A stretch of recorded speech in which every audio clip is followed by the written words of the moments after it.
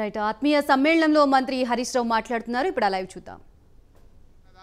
దేశంలో ఎక్కడ లేని విధంగా ఇలా కేసీఆర్ పాలన ఉంది అని చెప్పేటువంటి ప్రయత్నం చేస్తూ ఉన్నాం. మా అక్క చెల్లెలకు మరి ఎన్నో కార్యక్రమాలు చేసుకున్నాం. నేను మీ అందరికి మనవి చేసేది ఒక్కటే, దయచేసి మీరందరూ కూడా మీ ప్రేమ ఆశీర్వాదం నాకు ఎప్పుడూ ఇచ్చారు. భవిష్యత్తులో కూడా మీ ప్రేమ ఆశీర్వాదాన్ని ఉంచండి. ఇంకా ఇంకా మీ సేవలో పనిచేస్తా.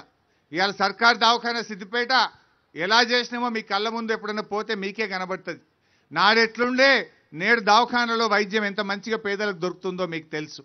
అదేవిధంగా నీళ్ల విషయంలో, కరెంటు విషయంలో, రోడ్ల విషయంలో ఎక్కడ మీ కాలికి మట్టంటకుండా గల్లీ గల్లీకి కూడా సీసీ రోడ్లు గ్రామ గ్రామాన కూడా వేయించే ప్రయత్నం కూడా చేసినాం. ఇంకా కూడా ఏదన్నా ఉన్నా తప్పకుండా మీ సేవలో ఉంటా. నేను ఎంత చేసినా తక్కువే.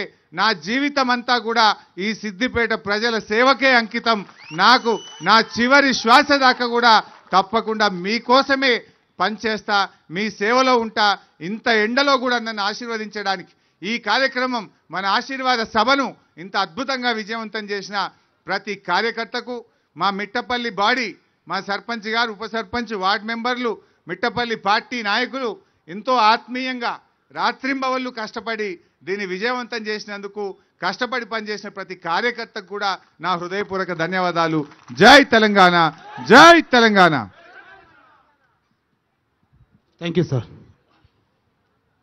అందరికీ భోజన సౌకర్యం ఉన్నది.